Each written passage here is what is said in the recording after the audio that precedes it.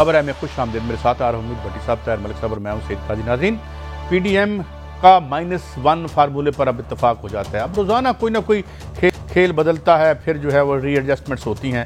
मामला क्या है पूछेंगे अपने पैनलिस्ट से। इसके साथ पाक फौज के खिलाफ जो बयानात दिए जा रहे हैं, क्या इस पर वाकई कुछ संजीदगी से कार्रवाई होगी? मौलाना कफ़ायतुल्लाह तो गिरफ्तार हो नहीं पाए क्योंकि वो वहाँ से गायब थे अपने घर से। नवाज शरीफ साहब सऊदी वलीअहद से मिल रहे हैं, क्या वो सऊदी अरब जा रहे हैं या नहीं जा रहे हैं? ये क्या मामला है? 16 फरवरी को उनका पासपोर्ट जो है एक्सपायर कर रहा है, वो क्या सोच रहे हैं? और उधर नैब की कारकर्दगी से वज़ीर-ए-आज़म बहुत मुतमईन है, मगर साथ साथ उस पर सवालिया निशान भी आते रहते हैं। बड़ी साहब, ये PDM का कभी -1 फार्मूला, -2, कभी 3, कभी 4, और अब ये इसी तनख्वाह पे काम चलेगा? बिस्मिल्लाहिर्रहमानिर्रहीम। एक तो काजी साहब, PDM खुद माइनस होती जा रही है, आप महसूस ही नहीं कर रहे। उनके हाथ से पीपल्स पार्टी निकल गई, उन्होंने दीवार के साथ लगा दिया। बंद गली नहीं, बंद दीवार के साथ लगा दिया। मगर ये चिमटे हुए हैं। नहीं, चिमटे लेने से कोई फर्क नहीं पड़ता जब आप मैटर ना करें। दूसरा, मुझे बताएं, आज तक पाकिस्तान में -1 का फार्मूला कामयाब हुआ? भट्टो के लिए भी लोगों ने चाहा, नहीं हुआ। बेनज़ीर के लिए भी चाहा, नहीं हुआ। इवन नवाज शरीफ साहब के लिए भी चाहा, नहीं हुआ। शहबाज शरीफ के लिए भी चाहा तो नहीं हुआ। तो माइनस फार्मूला का वजूद ही नहीं है। दरअसल PDM बहुत ज़्यादा घबराहट का शिकार है। इनका मुतालबा है कि 31 जनवरी तक इमरान खान ने रिजाइन ना दिया तो हम एहतजाज करेंगे, लॉन्ग मार्च करेंगे, इस्तीफे देंगे। वो तो पहले दिन से कह रहे हैं मैंने इस्तीफा नहीं देना। इमरान प्राइम मिनिस्टर सब तो ये कह रहे हैं। तो भाई 31 जनवरी का इंतजार तो तब करोगे अगला कह के मैं तुम्हारी बात कंसिडर कर रहा हूं, तो लिहाजा जो करना है आज ही करो। ये देखें ना, इनके बुकलाहट का अंदाजा देखें। मैं किसी को मुतालबा करता हूँ, वो कहता है अच्छा जी मुझे मुतालबे दे दे, मैं कंसिडर करता हूँ। मैं कहता हूँ सॉरी ले जाओ, मैं नहीं बात सुनता। तो फिर 31 जनवरी का इंतजार क्या? अभी दे दें, अभी दे दें। 31 जनवरी की ऑप्शनल उस सूरत में हो सकती है कि इमरान खान कहे कि अच्छा मैं 31 जनवरी सोचता हूँ। वो तो कह रहा है इस्तीफे का तस्वुर भी ना करो, ना इस्तीफा देना है, ना तुम पे नैब के केसेस खत्म करने हैं, ना कोई NRO देना, ना मुल्क से भागने दे रहा है। एक तो मरियम साहबा ने लास्ट जनवरी 1 साल गुजर गया, जाना था नहीं गई। तो लिहाजा PDM का ये जो -1 नहीं है, मेरा ख्याल है PDM खुद माइनस होती जा रही है। पीपल्स पार्टी ने तनहा कर दिया। मौलाना फजलुर रहमान के 20% मदरसों ने उसके साथ लातलकी का इजहार कर दिया। उसको कहा कि आपके लिए नहीं आते। जनूबी पंजाब में बहुत बड़ी बेल्ट मौलाना फजलुर रहमान के मदरसों की थी। कल की रैली पंक्चर होने के बाद, कल थी रैली, परसों माफी, कल इनके ना गुब्बारे से हवा नहीं निकल गई, टायर ब्रस्ट हो गया। मौलाना ने एक आपने वीडियो देखी होगी, वो 12-12, 13-13, 15-15 साल के बच्चे वैन में ला रहे हैं। तो इनके मदरसे के बंदे नहीं आए। लारी अड्डे से रैली शुरू हुई, रैली या लेली छोटी सी कह दें, और गलियों से होती हुई क्यों हुई रैली? क्यों नहीं पहुंचे? मलिक साहब ये मुझे छेड़े हैं। मरियम नवाज साहबा ने कल 1 बजे पहुंचना था। अब मैं आपको इनसाइड चीजें दे दूं। 1 बजे मलिक साहब पहुंचना था। इन्होंने रात वो जो सऊद साहब हैं उनके घर चले गए, क्योंकि उनका घर पाकिस्तान के अमीर तरीन घरों में है, क्योंकि उन्हें गरीब का बहुत दर्द था। और वहां महंगाई की बड़ी सैरासल बहस हो सकती है। हाँ, उधर उन्होंने उसकी ना गुर्बत की लकीरें लोगों के हाथों की देखी। अच्छा, महल में बैठ। अच्छा, उसके बाद 1 बजे चलना था इन्होंने लारी अड्डा चौक से। मरियम की पॉलिसी थी कि पहले मौलाना फजलुर रहमान पहुंचे और मुझे रिसीव करे। 1 बजे रैली ने चलना था, और मौलाना फजलुर रहमान जान के लेट हो रहे थे कि नहीं पहले मरियम मुझे पहुंच कर रिसीव करे। लोग ही नहीं इकट्ठे हो रहे थे। उसके बाद एक साबिक MP है, उनको मरियम ने डांटा। कहां गए हैं लोग? कहां गए वो लोग? हैं? कहता की लोग हो तुसी, किथे हो तुसी, नजर ही नहीं आ रहे। खैर मुख्तसर ये कुछ लोग लाए गए। मौलाना साहब पहले पहुंच गए। अब मजेदारी की सुने, रूट चेंज किया गया। उधर से लारी अड्डे से मॉडल टाउन C और इस किस्म के एरिया, छोटे छोटे गलियों, उस रैलियों गली बाजारों से निकाल के सरायकी चौक ले जाया गया। और मेरी बहन ने कहा, काबिल तराम मरियम नवाज साहबा ने, इंसान का ठाठे मारता हुआ समुंदर, हजारों नहीं लाखों लोग हैं। तो मेरी बहन, वो 30 फुट के रोड पे, 3 रोडों पे, जिसको मैक्सिमम 40-40 फुट तक कवर किया गया था, उसमें समुंदर आ सकता है? ये कौन सा समुंदर है जो गली मोहल्ले में बहने लग पड़ा भाई? ये कौन सा समुंदर है? मुझे बताएं तो सही मलक साहब, समुंदर टोटल 28 लाख की आबादी है भावलपुर की, और ये जहां 5,000 लोग भी नहीं, मेरा हाल है जो गैर जानिबदार हल्के हैं वो 7 से 8,000 कह रहे हैं मैक्सिमम पीपल्स पार्टी नून कह रही है, या इमरान खान साहब ओ मौलाना फजलुर रहमान साहब करोड़ों कह रहे हैं, मरियम साहबा भी करोड़ों कह रही हैं, और पीटीआई कोई कह रही है, उसका तो मुझे पता ही नहीं। लेकिन मेरा बड़ा अफसोस है, और आपको पता है कल 12th मैन लग रहे थे यूसुफ रजा गिलानी, नारे लग रहे हैं पीडीएम का जलसा है, नवाज शरीफ मौलाना फजलुर रहमान पीडीएम गायब, उस जलसे में उसका जिक्र ही नहीं जिस प्लेटफॉर्म से हो रही है। और यूसुफ रजा गिलानी ने कोई 1.5 मिनट तकरीर की, जैसे बंदा कोई 40 सौड़ में कहता है यार मैं काम चला रहा, मेरी तकरीर बाकी तू कर ला। कल तो ये हालात थे। थोड़े हालात ठीक नहीं लग रहे मलिक साहब। वो तो भट्टी साहब तो हर बार ही ऐसे कहते हैं कि कहानी खत्म हो गई, वो तो मगर फिर मगर वो मैंने अपना इमरान खान साहब की भी आज सुन रहा था, बड़ी अच्छी उन्होंने बात की। उन्होंने कहा यार ये हवा गुब्बारे से निकल गई, खत्म हो गई है, मगर कर क्या रहे हैं? तर्जमानों का इजलास को मेरे 2 अरब इजलास कर लिए हैं कि अपोजिशन है नहीं, पीडीएम की जान निकल रैली का गई बताएं ना, नहीं रैली की तरफ बहुत बुरे हैं, सुस्त हैं, तर्जुमान गलत हैं। फिर क्यों किया इजलास? आज फिर प्राइम मिनिस्टर ने क्यों गलत किया? भाई मैं भट्टी साहब को चैलेंज कर रहा हूँ ना, अगर अपोजिशन मर गई है, अगर 2,000 बंदा इकट्ठा हो रहा है तो वजीर आज़म को क्या जरूरत पड़ी है?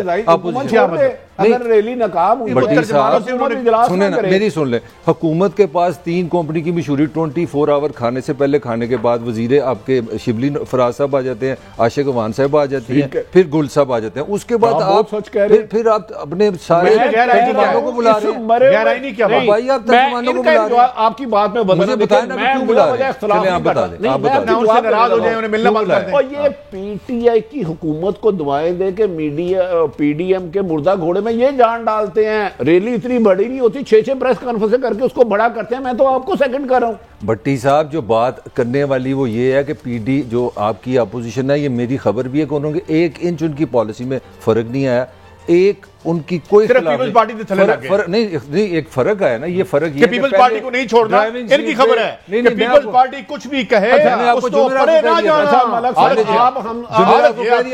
आप बरतानिया दो, ये ज़रदारी ने संभाल लिया। 1% खबर नहीं, आप जो कहते हैं सच है, आपका झूठ भी सच। सिर्फ ये बता दें, इन्होंने फरमाया 31 तक वो रिजाइन दे, ठीक है। उन्होंने क्रिस्टल क्लियर कह दिया मैंने नहीं देना, तो फिर 31 का इंतजार क्यों कर रहे हैं? देखिए ये उस सूरत में होता है जब आप कहे मैं आपकी रिक्वेस्ट पे गौर करता हूं, मैं 7 दिन मुझे बिल्कुल आप सही, यहाँ आप बिल्कुल सही कह रहे हैं। मेरा नुक्ता नजर ले लें। असल कहानी ये है कि फरहतुल्लाह बाबर ने कल जो इसी आपके प्रोग्राम में, याद है आपने इत्तेज़ाज़ साहब को बुलाया था, कल उन्होंने 1 जनवरी को ये साबित कर दिया, पीपल्स पार्टी ने, फरहतुल्लाह बाबर ने कोई 1.5 घंटे का लेक्चर दिया कि भाई आप किसी सूरत असेंबलियों से इस्तीफे देंगे, सेनेट के इलेक्शन पे कोई फर्क नहीं पड़ेगा। फरहतुल्लाह बाबर साहब के बाद अकल आई आपको? नहीं, मैं तो पीपल्स पार्टी की बात कर रहा हूँ। साबित ये हो गया कि इमरान खान के 2-3 अक्सरियत ले लेगा सेनेट और असेंबली में, यहाँ से यू टर्न लिया, और इस वक्त पीडीएम की सारी पॉलिसी का जो हेड कर रहा है उसका नाम जरदारी है। और जरदारी की भी सुन ले, जरदारी ने लाइन ये दी है कि मेरा काम है अपोजिशन, आपको ऐसी एस्टेब्लिशमेंट को ये कन्विंस करना कि आप न्यूट्रल हो जाएं, हम इन हाउस चेंज के लिए जा रहे हैं। बस याद बॉटम लाइन ये है कि जनाब साढ़े कासिद खैर तो यहाँ की यही सियासत अच्छा पीडीएम अपने मौकफ से फिर हट गई? नहीं हटी। नहीं आप तो कह रहे हैं जरदारी ने उन्हें कह दिया, मौलाना ने कहा पिंडी जाएंगे। नहीं ये नहीं हटते। एक मिनट देखिए, उन्होंने कहा था नहीं लॉन्ग मार्च करेंगे, इस्तीफे देंगे, ना ज़िमनी इलेक्शन लड़ना। तो अब मौलाना ने जरदारी साहब ने माल गाड़ी की बत्ती के पीछे लगा लिया। नहीं तो उन्होंने ज़िमनी इलेक्शन से निकाला यहाँ पे, सही बिल्कुल आप कह रहे हैं। सेनेट में नहीं दे रहे, शर्त लगाना हुआ जब 31 को वो कह रहे मैंने रिजाइन देने नहीं पीएम साहब ने, तो फिर उसका 1 महीना जाया करने का क्या फायदा? लॉन्ग मार्च होगा ये, मैं आपको खबर दूं यार। लॉन्ग गुआचा हो, मैं तो ये भी कह रहा हूँ, मैं कह रहा हूँ हो सकता है अभी रिजाइन भी दे दें। भट्टी साहब आपकी हुकूमत प्रेशर में है, मेरी हुकूमत नहीं, अल्लाह का वास्ता ना लगाए इस हुकूमत। बेचारे ने आपको गली गली रोल दिया, प्रेशर में कौन है? ये जरा सुने क्या कह रहे हैं अपना फजलुर रहमान साहब।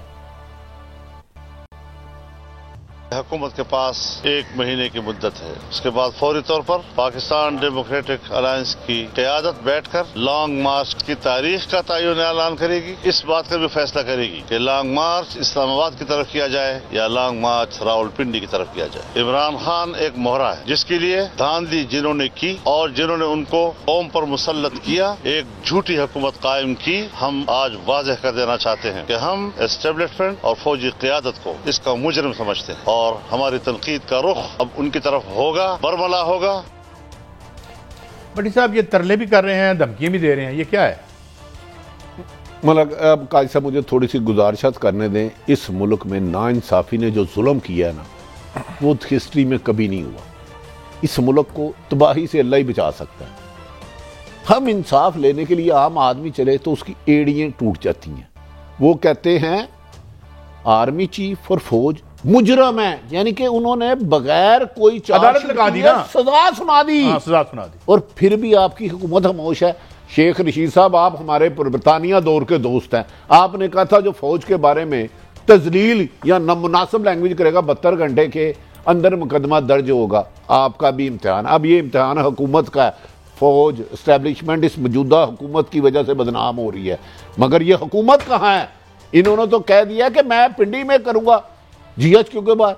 आज तक मुझे बताया ना 1947 से पाकिस्तान बना है, कभी इस किस्म की लैंग्वेजें हुई हैं, जुबान इस्तेमाल हुई है? मैं इनका तर्जमान नहीं हूं। मैं हमेशा कहता हूं फौज को सियासत में नहीं आना चाहिए, नहीं आना चाहिए, नहीं आना चाहिए। लेकिन जो ये जुबान इस्तेमाल कर रहे हैं कादी साहब, ये हुकूमत में नहायत अदब एतराब से एस्टेब्लिशमेंट की बदनामी का कुछ बायस भी बन रही है। और इमरान खान को इस सिलसिले में आगे बढ़ के फ्रंट लाइन पे आके शेख रशीद साहब फैसले करने शेख रशीद साहब को भी धमकियां दे रहे हैं। उनके बयान के बारे में जो उन्होंने कहा है वो भी सुन लें। लॉ एंड ऑर्डर तो यहाँ आया नहीं। तो कहा जा रहा है जी कि अगर किसी ने फौज के खिलाफ बात की तो 72 घंटे के अंदर अंदर मुकदमा दायर कर दिया जाएगा। 72 घंटे के अंदर आप नहीं मुकदमा दायर करेंगे। मेरा ख्याल है 72 घंटे के बाद आपकी वजारत नहीं रहेगी अगर आपने हरकत की तो। लो जी, मलक साहब तुसी गल मैं माड़ा, मैं एहो जी हुकूमत नूं डिफेंड कर ही नहीं सकता जिसको एक मौलाना जो खुद कौमी असम्बली का मेंबर नहीं है, जिनकी 5-6 सीटें हैं, वो कहते हैं कि आप 72 घंटे में नहीं रह गए अगर कानून को इम्प्लीमेंट कराया। ये अभी कैलकुलेशन कर लें, संग दिल को जला देना चाहिए, फिर इस राख को भी उड़ा देना चाहिए। किस लिए बन गए हैं वजीर आजम, PM किस लिए बन गया इंटीरियर? मेरा तो दिल करता है मैं शेर रशीद साहब से पूछूं कि आप घंटे को कोई महीना तो नहीं समझा? उन्होंने 72 दिन महीनों का यार नहीं शेख रशीद नहीं, कहाँ कितने है घंटे हो आपकी गए? हुकूमत, कहाँ है आपकी एस्टेब्लिशमेंट, कहाँ है अदलिया? यही मेरा सवाल है। कहते हैं कि 5-4 लोगों को उठा के फिर से फेंकेंगे तो अदलिया उनको सजा दे देती है, नाहल कर देती है, 6 महीने के लिए गिरफ्तार कर देती है। तो इसका मतलब है एस्टेब्लिशमेंट को आईनी कोई तहफ़्फ़ुज़ फराहम नहीं करता आइन, उनके बारे में जो मर्जी। मुझे एक बात पता है कि अगर आपने ये कहा है कि आपने एस्टेब्लिशमेंट की जो इमेज है आपकी जिम्मेदारी है, ये हुकूमती जिम्मेदारी है, अगर आप 72 घंटे में नहीं करते तो आप खुद नहीं उनको मजाक बनवा रहे हो उनका। बिल्कुल ये तो गलत बात है। या कहीं आपकी अपोजिशन से लड़ाई, आपकी लड़ाई है।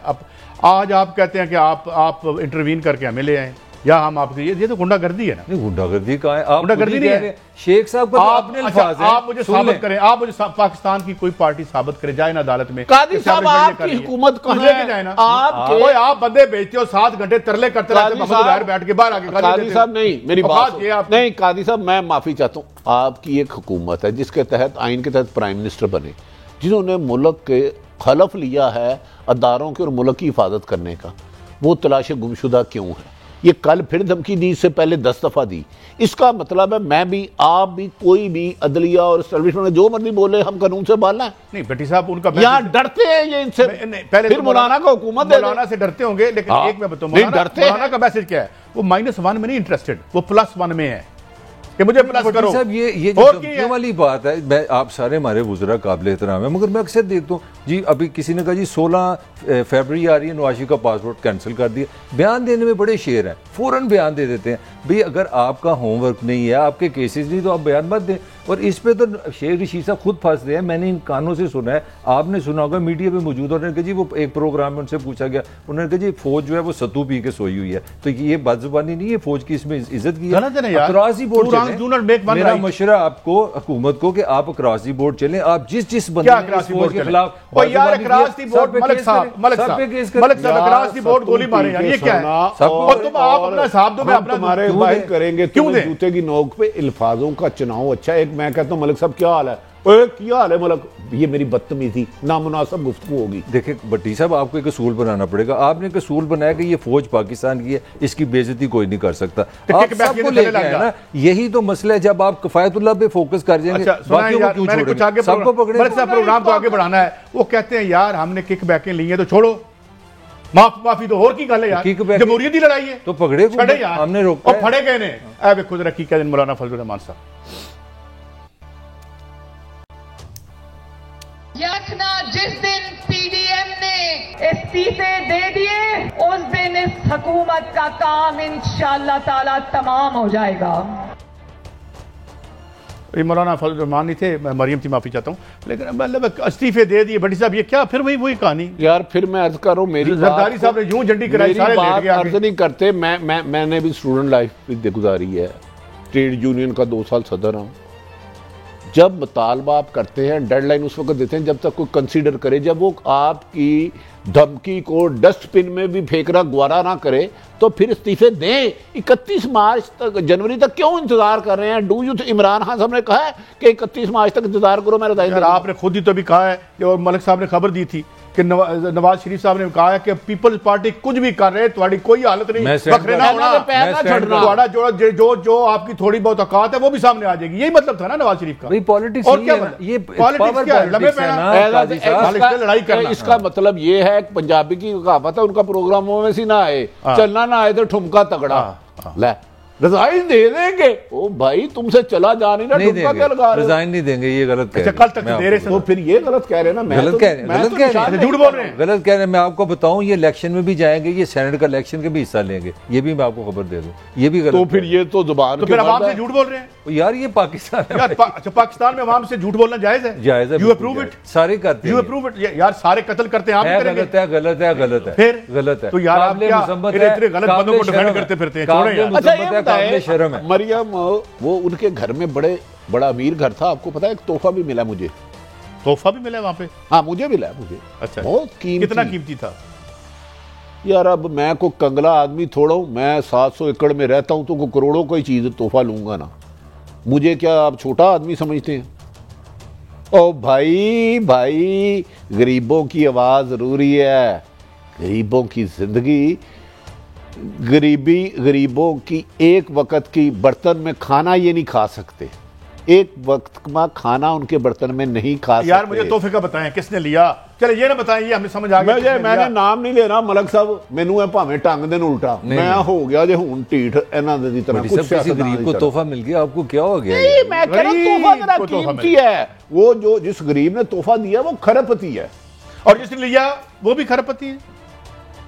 उसकी तो पति का पता नहीं है। अच्छा, उसकी पति के आगे खरब भी कम पड़ जाता है। अच्छा, तोहफा मतलब बता नहीं सकते आपके वो क्या? मैं क्यों बताऊं भाई, मेरी ताड़ी कुटी है इस मामले च, मैं नहीं दसता क्योंकि सीक्रेट है। अगले ने कहा, साहब आपने मेरा जवाब नहीं दिया। खान साहब इतने प्रेशर में क्यों हैं? क्यों इतनी तर्जुमानों की कर रहे हैं? मैं आपको एक और खबर भी दे दूं, इस वक्त पीटीआई के अंदर इतनी ज्यादा उन्होंने शोर डाला है कि सारे पुराने अपने बंदों को ढूंढो, उनको जिम्मेदारियां लगाओ। ये क्या हो रहा है?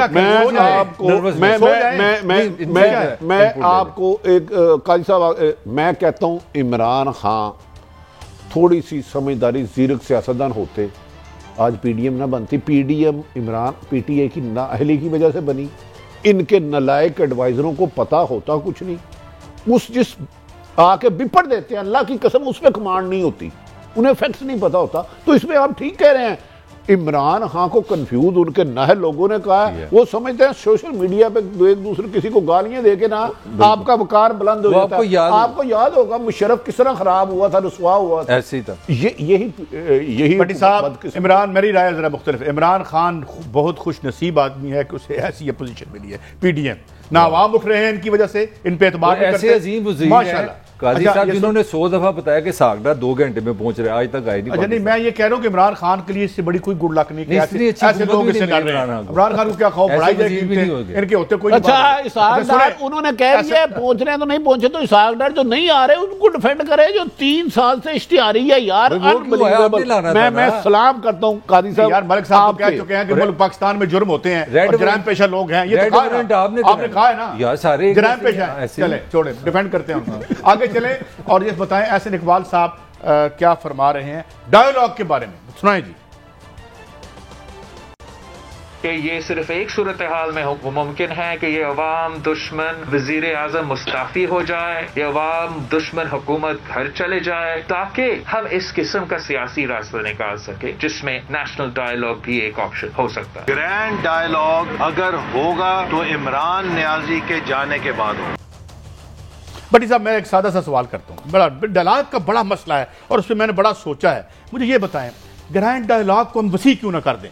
बस एक मिनट, एक चोर और SHO का डायलॉग करा देते हैं हर जगह, ये खत्म कर दें ये जो करप्शन के केसेस हैं। बल्कि आप नोबेल प्राइज दिए कि इन्होंने 25 अरब की कामयाबी से मनी लॉन्ड्रिंग कर ली। What is the dialogue between a criminal and the law enforcement? गुजारिश कह रहा हूं, पंजाबी च कहते ने मर गया ते मुकर गया एक बराबर। एक तो समझ नहीं आती, आज ये कुछ स्टैंड लेते हैं, अगले दिन कुछ लेते हैं। एक तरफ कहते हैं हम उसको वजीर आज़म ही नहीं मानते इमरान खान, फिर कहते डायलॉग करने, थोड़ी देर आर्मी चीफ भी रिजाइन दे, DGI भी दे।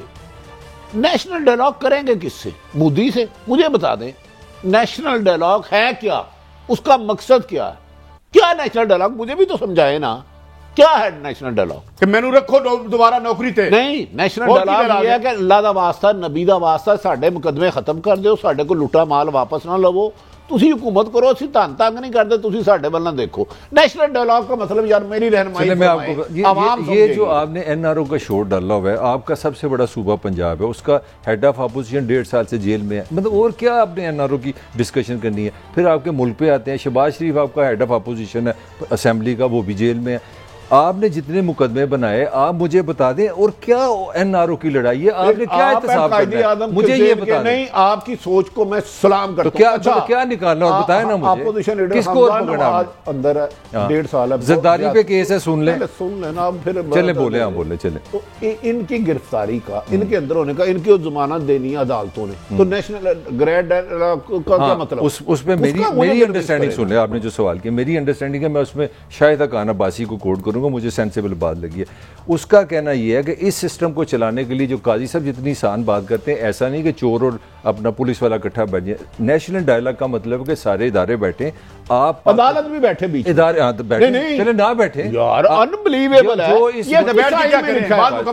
मुझे किसी जमहूरियत में बता दें और आर्मी चीफ भी बैठे, ये किस आइन में? चले मैं आपको उसको जो उस आइन में लिखा है जो आपका चाल ही नहीं रहा, इस आइन से क्या आप ले रहे हैं मुझे बताएं। फिर अब आप खड़े हो कोई गए, चीज दीवार पे लगे हुए, फिर आपका राइट, आप दीवार पे नहीं लगे हुए, मानते नहीं आप? ये 2.5 साल से जो आप जहां फंसे हुए हैं, वो तो मैं ना मानूं एक अलग चीज है ना। मैं मुझे बता दे नेशनल ग्रैंड डायलॉग कौन कौन बैठेगा, किस हैसियत में बैठेगा? जिस मुल्क में अगर आप इसको सीरियसली लेते, मैं बहस नहीं कर सकता। 11 जमातें मिलकर कह रही हैं कि ये बंदा एक करप्ट इलेक्शन से आया, ये हमारा वजीर आज़म, वहां नेशनल डायलॉग होना चाहिए। अच्छा, और बड़ी साहब एक मिनट, अच्छा आपने ठीक कहा, मैं 11 जमातें हैं, ये मैं कह रहा हूं, मान लिया आप। 21 जमातें 2013 के इलेक्शन के बाद सुप्रीम कोर्ट में गई थी कि 2013 का इलेक्शन धांधली ज़दा है। 21 जमातें, उस वक्त के सदर जो खुद आसफ अली जरदारी थे, जब इलेक्शन हुए ना 2013 के, वो भी कहते थे ये RO के इलेक्शन है, बट वो भी गलत था। प्रॉब्लम मनाजरीन सिर्फ इतना है कि 11 जमातें 11 बंदे तो इकट्ठे हुए, हमें 5 लाख का जलसा करके दिखा दे तो मान लेंगे बहुत बड़ी पार्टियां हैं, 8,000 7,000 2,000, वो भी बिरयानी के जरिए। बहरहाल ये मेरी राय गलत हो सकती है। वापस आएंगे तो देखेंगे मियां नवाज शरीफ साहब की स्ट्रेटजी क्या है, क्या दोबारा वो जा रहे हैं मोहम्मद बिन सलमान के बाद सऊदी अरब में जाएंगे? अगर जाएंगे तो वहां बैठ के क्या पाकिस्तानी रियासत के खिलाफ एक कैंपेन चला सकेंगे, और चलाएंगे तो उसके नतीजे क्या होंगे? एक ब्रेक के बाद। Welcome back. भट्टी साहब, नवाज शरीफ साहब जो हैं वो अब सऊदी अरब की तरफ जाने के इशारे मिल रहे हैं। अखबार ने आज एक्सक्लूसिव खबर भी छाप दी, ज़राए से कहाँ तक दुरुस्त है, आप क्या समझते हैं? कायद साहब, काफ़ी दिनों से सऊदी अरब उनको रेस्क्यू करना चाह रहा था जब से इसराइल का इशू हुआ। राब्ते हैं, लेकिन मेरी इतलात के मुताबिक नवाज शरीफ अभी फैसला कर रहे हैं। 16 फरवरी को उनका पासपोर्ट ख़त्म हो जाएगा, इंटीरियर मिनिस्टर शेख रशीद साहब ने कहते रिन्यू नहीं किया जाएगा, उसके मुताबिक वहाँ वो नजायज़ लीगल अनलीगल होंगे, जब भी वो इमिग्रेशन चाहिए उठा के जहाज़ में फेंक के डिपोर्ट कर देगी। अगर वो वहाँ कोई स्टे ले लेते हैं, वो सालम ले लेते हैं, मेडिकल ग्राउंड पर रहते हैं अलग है, लेकिन सऊदी अरब वो जाएंगे, एक मान लिया चले गए, वो जिस किस्म की गुफ्तगू करते हैं, दो हुकूमतों में मरासम होते हैं। सऊदी अरब और पाकिस्तान में शख्सियात मैटर नहीं करती, रियासतों के मामला होते हैं। क्या वो जहाँ वहाँ तो बादशाहत है, वहाँ तो कोई बादशाह के खिलाफ ज़बान बोले तो काट दी जाती है। क्या वहाँ जाके नवाज शरीफ आर्मी को हिट करेंगे, टारगेट करेंगे, कहेंगे कि हम इनको नहीं छोड़ेंगे, इनसे बदला लेंगे, वज़ीर आज़म को बदला लेंगे? इससे दो मुल्की तल्लुकात पे भी असरअंदाज होगा। सऊदी अरब को इनको पनाह देंगे, लेकिन वो पासपोर्ट नहीं देते। माजी में ईदी मीन गड्डापुर को सऊदी अरब उतारा गया, वो शाह ईरान को गालबन उतारा गया था, कहाँ मलक साहब? मिस्र में तो उसको पासपोर्ट नहीं दिया था, वहाँ मर गए। तो अगर ये वहाँ जाते हैं और रह पड़ते हैं, अगर जो उस खबर के मुताबिक जो है, तो इनकी सियासत तो जनादा निकल जाएगा। मुझे बताए ना, फिर नून लीग इधर से तो कहते हैं कि वो इलाज की गरज से गए हैं लंदन में, और जैसे ही तंदुरुस्त होंगे वापस आ जाएगा। मेरा ख्याल है इमरान नवाज शरीफ शायद सऊदी अरब जाने से गुरेज करें, क्योंकि उनका पूरी जमात का नैरेटिव जीरो हो जाएगा। जो उन्होंने तो प्ली लिया है, बीमारी के इलाज के गर्ज से गए हैं। अब अचानक पासपोर्ट भी ख़त्म हो गया, रिव्यू भी नहीं होगा, और उसके बाद वहाँ इलीगल हो जाएंगे। वहाँ सालम लेते हैं, स्टे लेते हैं, वो मुझे नहीं पता। उनके बच्चे भी दोनों ब्रिटिश नेशनल हैं। मजीद मलक साहब से पूछ जी मलक साहब, देखिए जो हम तो लॉ को नहीं समझते, मतलब एक होने के वाले से जो मैंने स्टडी किया, 3 ऑप्शंस हैं मियाँ साहब के पास।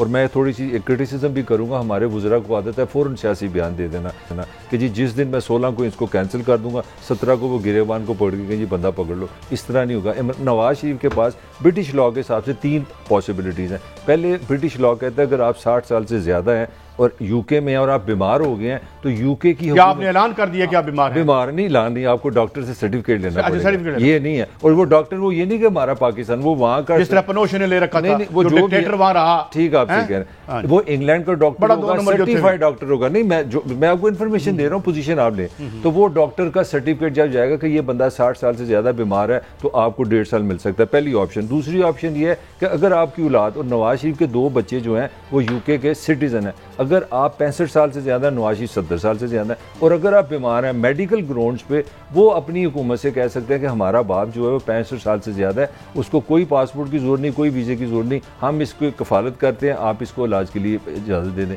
ये दूसरी पॉसिबिलिटीज़ मैं कह रहा हूँ, मैं ऑर्डर नहीं रहा। तीसरी एक चीज़ है जो हम डिस्कस नहीं कर रहे, इस दुनिया में जिस मुल्क की अगर कोई रियासत आपको पासपोर्ट नहीं देती, as a citizen of the planet आप यूएनओ के पास जा सकते हैं।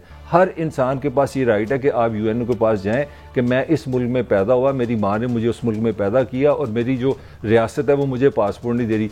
इसका इम्कान है कि यूएनओ आपको सियासी पनाह डिक्लेयर कर दे और आपको यूएनओ का पासपोर्ट जान की माल पाऊं तो अर्ज करूं। 3 सवाल इनके। एक तो मैंने जो सीखा है और जिन लहर से पूछा है, मैं आ गया हूं उधर, मेरा पासपोर्ट खत्म हो गया,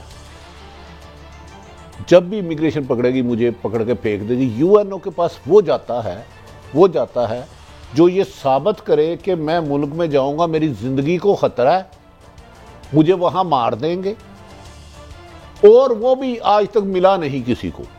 और तीसरी बात, वैसे तो वो जितना पैसा है वहां प्रॉपर्टी 2 अरब की ले लें तो वैसे भी नेशनलिटी मिल जाएगी, लेकिन उसके लिए ये सही कह रहे हैं, नहीं उसके लिए नहीं सही, एक और सही कह रहा हूं जो आपको और सही लगेगा जरा यूं, उसके लिए इन्हें पाकिस्तान से आकर दोबारा जाना होगा इमिग्रेशन लेने के लिए। पाकिस्तान आके अप्लाई करेंगे। भट्टी साहब, मेरा आपसे एक सवाल है। सवाल ये है कि अब ये जाते हैं नहीं जाते सऊदी अरब, ये हमें नहीं पता। दुनिया का सब, मैं मियां साहब के बारे से ये बात नहीं कर रहा, मैं ओवरऑल जनरल बात है और ये एक्सेप्टेड है, दुनिया का सबसे महफूज इलाका काले धन रखने वालों के लिए बरतानिया है। तो फिर उससे कहा जाता है कि काले धन का दारुल खिलाफा है। वहाँ पे पिनोशे रखा गया, अल्ताफ हुसैन साहब वहाँ मौजूद हैं, MI6 इनको अपना एसेट समझती है, तो इनको तो कोई खतरा नहीं, इस तबके के लोगों को तो कोई खतरा नहीं, कहीं भी चले जाएंगे। एग्रीड, मैं समझता हूँ, क्योंकि जो ऑप्शन हम बता रहे हैं ना वो उनके लिए नहीं है। उनका अमेरिका, यूके में आम आदमी रोजाना डिपोर्ट होते हैं दर्जनों, जिनके पासपोर्ट खत्म हो चुके हैं। मैं आपको दर्जनों मिसालें देता हूँ। अभी तक तो नवाज शरीफ का यूके हुकूमत ने, उन्हें ब्लैक मनी चाहिए, डिक्लेयर ही नहीं किया कि वो ओवर स्टे हो चुके हैं 6 माह के बाद। क्या डॉक्टर की एडवाइस पे रखा गया है, क्या उन्होंने प्रॉपर इन्वेस्टमेंट की है, या क्या वो सालम लिया है? अभी तक तो लीगल पोजीशन यूके की जानिब से मैं मेरी नजरों से भट्टी साहब वो एक उनका पॉइंट है, मैं उनकी कोई साइड नहीं ले रहा। अगर वो आपका पर्सनल इन्फॉर्मेशन इनका राइट है, मगर मेरा पासपोर्ट है ना, अगर मैं हुकूमत से कोई आप इन्फॉर्मेशन रिलीज नहीं करेंगे तो प्रोटेक्ट ये उनका लाभ, आपका राइट है। लेकिन नवाज शरीफ तो मेरे अवामी लीडर है ना, वो तो यहाँ से इलाज के बहाने गए, ये आप सही ये अपनी पार्टी को तो इलाज के बहाने नहीं गए। अगर इमरान इलाज की गरज से आपकी हुकूमत ने भेजा, आपकी कैबिनेट ने भेजा, मेरी कैबिनेट ने भेजा, अदालत ने भेजा, कंधों में बिठा के वजीर सेठ ने भेजा, अच्छा मैं उनको कंधों पे रख के छोड़ के आया। मेरा मौकफ ये है, यहाँ से बकौल जो नून लीग मौकफ अपनाती है, वो इलाज के लिए गए, जैसे ही तंदुरुस्त हो गए आ जाएंगे। कम से कम फिर वो अब एक लीडर अपनी आवाम को, अपनी पार्टी को ये तो कह सकता जनाब मैं इधर आया था, मेरा इलाज ट्रीटमेंट नहीं हुआ, मुझे फलां डॉक्टर ने कहा, लिहाजा मैं मजीद स्टे करूंगा। मैं अखलाकियात की बात कर रहा हूं, इसका मुल्क में अखलाकियात का कोई लिंक नहीं है। नहीं मकबूल बात है आपकी, जो मकबूल बात है, लीडर का काम है ये। अच्छा भट्टी साहब, अब नैब की स्टोरी करते हैं, जिसमें उन्होंने एक लिस्ट दी है, पिछले 10 सालों में अरब रुपए उन्होंने रिकवर किए हैं, लेकिन एक सेटबैक्स भी हुए हैं, जिस तरह हमें अभी जुर्माना देना पड़ा है मलिक साहब। तो ये क्या मिक्स पैकेज है, ये मिक्स काई साहब, फिर हमारी वो अनफॉर्चुनेटली कि हमें ऐसे लगता है जैसे हम आपस में हर वक्त लड़ते रहते हैं। सिंपल सी बात है, जनरल मुशर्रफ ने ये फैसला किया, ट्वीट खान साहब की जरा देख लें, ये उसी पे है कि उन्होंने नैब ने बड़ा अच्छा काम किया, उन्होंने बड़े पैसे रिकवर कर लिए, उन्होंने कहा 206 अरब रुपए रिकवर किए। मेरा जो क्वेश्चन मैं आप दोनों को चाह रहा हूँ आप रेज करें कि एक सिंपल चीज़ है लॉ की, जो मैं हमेशा बात करता हूँ, भट्टी साहब भी हमेशा अक्रॉस द बोर्ड इनसे मैंने ये लफ्ज़ सीखा है। अब बात यह है कि जनरल मुशर्रफ के ज़माने में ये फैसला हुआ कि नवाज शरीफ की ना प्रॉपर्टी ढूंढो। वो एक ब्रिटिश कंपनी को आपने जी सौदा कर लिया कि आपसे हमारा एग्रीमेंट है, आप हमें बताएं कि इसके कितने एसेट हैं। वो एग्रीमेंट आपने तो पनामा तो उसके जरिए नहीं हुआ। नहीं, पनामा नहीं, मैं पहले की बात, पनामा को उससे कोई ताल्लुक नहीं है। मैं जो आपसे मैं गुजारिश कर रहा हूँ, जो निज़ाम होता है, रियासती होती हैं, जब ये 4 अरब का लंदन की हाई कोर्ट ने हम पाकिस्तान पे ये जुर्माना लगाया कि आपने एक एग्रीमेंट तोड़ा, आप इसके पैसे दें, तो हमें क्या ये हक नहीं बनता जिस बंदे ने ये एग्रीमेंट किया था वो बंदों का नाम बताया जाए, वो एग्रीमेंट करने वाले कौन थे, कौन मेरे पैसे खा गया। ये होता है एहतसाब। मैं ये जहाँ पे जनरल मुशर्रफ का नाम आ गया वहां आपने जिक्र कुछ नहीं। मुशर्रफ के खिलाफ एक जज साहब ने यहाँ सबसे डैमनिंग मरहूम ने दी थी, एक इसी मुल्क में उनके खिलाफ एक फैसला आया है, आया था ना, आया था ना, वो वकार से क्या हुआ था, वकार से साहब ने किया था। मैं मौजूदा मलिक ताहिर साहब से इख्तिलाफ करता हूँ। एक तो जिस बंदे की वजह से अरबों रुपए जुर्माना हुआ है उसे गिरफ्तार करके पाकिस्तान लाए और उससे पैसा रिकवर करे। ये क्या तरीका, नाहली या कुताही या करप्शन ये करे और पैसा कौन दे। दूसरा, इमरान खान साहब ने ठीक कहा होगा कि खरबों रुपए नैब ने रिकवर किए। एक तो इमरान खान साहब मैं चैलेंज करता हूँ, क्रॉस द बॉर्डर एहतसाब नहीं हो रहा, गंदुम चीनी स्कैंडल, LMG स्कैंडल। दूसरा, जिन बंदों को आप डाकू चोर कहते हैं वो होंगे, मैं किसी की सफाई नहीं हूं ना किसी को कहूंगा।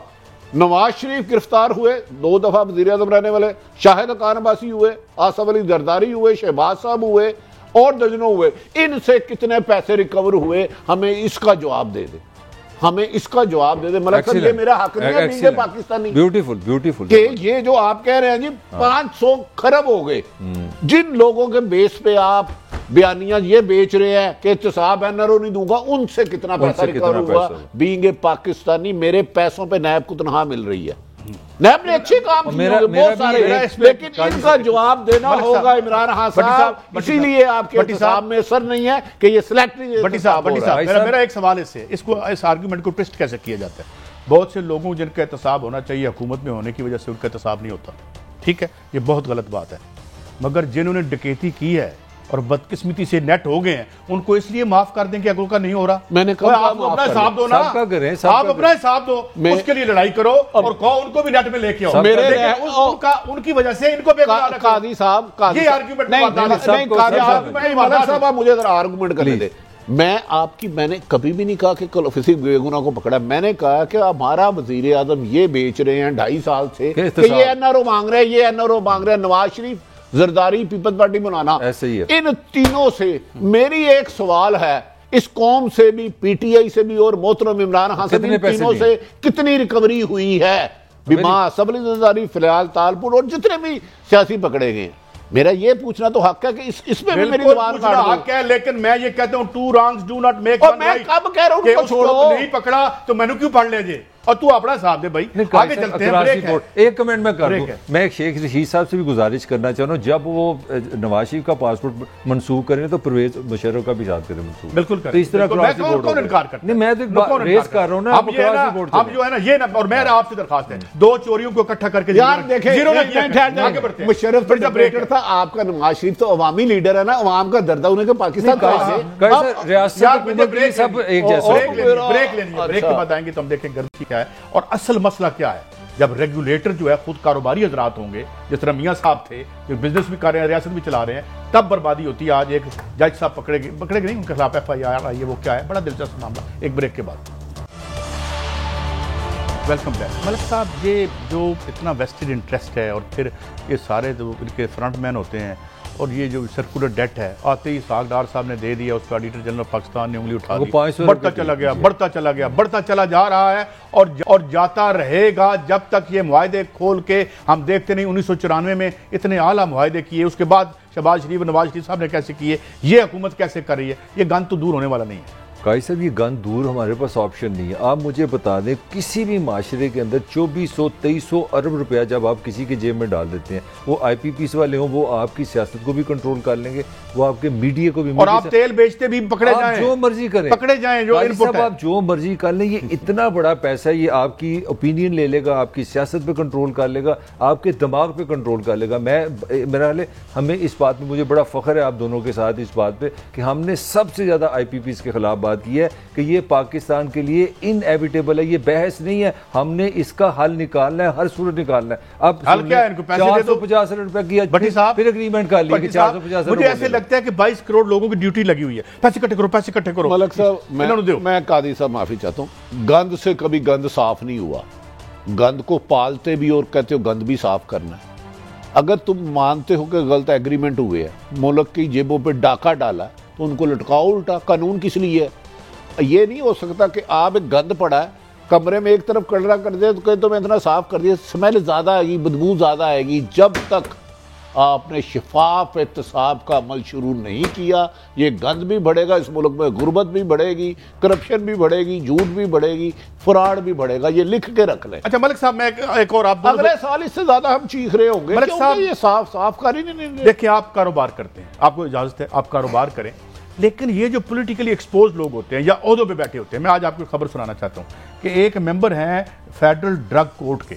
अच्छा जी। उन्होंने एक फार्मेसी कॉलेज के मालिक हैं और उसमें 60 लोगों की उनके पास इजाज़त थी कि 60 बच्चों को आप फार्मेसी में दाखिला दे सकते हैं। वो 120 को दे रहे थे और आगे मैंने खबर देखी तो उनके बच्चे की अपनी फार्मेसी भी है। ये जब रेगुलेटर जो है डायरेक्ट कारोबार भी शुरू कर देता है कि मियाँ ये शायद खान अब्बासी से अपनी भी चला रहे हैं, तो उधर भी चल रही है, तो क्या ये सारा गंद और वारदात हम अलग नहीं कर सकते कि जब आप पॉलिटिक्स में हैं तो आप कारोबार कर रहे हैं, मेरे बच्चे नाल मेरा तल्लुक ही कोई नहीं, जिਵੇਂ पाकिस्तान में बच्चे के साथ तल्लुक शहबाज शरीफ का कोई तल्लुक नहीं। सलमान के सवाल को मैं मजीद आगे लेके जाता हूँ, ये इससे बड़ा कोई गुनाह नहीं। देखें, लोग कहते हैं ना कि ये नबियों का प्रोफेशन है सियासत। नबियों का प्रोफेशन तब है जब आप अपने ज़ात, अपने मफाद को बाहर निकाल लेते हैं।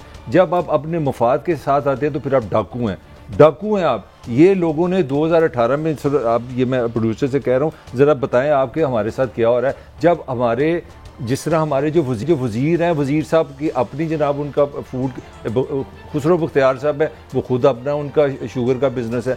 किसी ज़माने में पाकिस्तान के डिप्टी प्राइम मिनिस्टर हुआ करते थे जहांगीर तरीन साहब, अपना सारा उनका कारोबार। तो आप वाली बात इतनी खूबसूरत है। आप देखें हमारे साथ आम बंदे के साथ क्या हुआ है। 2018 से 2020 देख लें, सारे इकोनॉमिस्ट अक्रॉस दी बोर्ड जो इंडिपेंडेंट है वो कहते हैं महंगाई 20 से 24% अफरात ज़र की शरह है। हुकूमत खुद मान ली है 9 से 12% है। तो आप लेकिन यार अभी डॉक्टर इकराम ने कुछ दिन पहले फिगर दी कि इन कुछ महीनों में तो 8% पे आई है, लोएस्ट आई है। लोएस्ट वो भी फिगर चीजें मुफ्त भी करेंगे। और मैं आपसे एक हाथ जोड़ रहा हूँ, आप नबी पाक मोहम्मद सल्लल्लाहु अलैहि वसल्लम का कह रहे हैं सियासी, इनको अल्लाह का मैं वो नहीं, मेरे पे वो हमारे लिए मेरे एक रोल मॉडल तो है। करे एक आपका वज़ीर मदीने की रियासत कहता है, और जो रियासत वालों के काम है, जिस दिन मैं टीवी पे बता दूं ना तो पूछ पाते नहीं। भट्टी साहब, वो रियासत तो आप मानते हैं ना, बुनियादी सवाल भी अगर मार गया तो हुक्मरान जिम्मेदार होगा। करनी है, खजाने को भी आप देख रहे हैं और जाती कारोबार भी आप कर रहे हैं, तो फिर ये गंद तो पड़ेगा। Yes sir. काजी साहब 100% पड़ेगा। ना इंसाफी से इंसाफ नहीं हो सकता, ना इंसाफी खुद एक क्राइम है। जी, ये वेस्टेड इंटरेस्ट जब तक हम सियासत से साफ करके इसको पाक नहीं करते,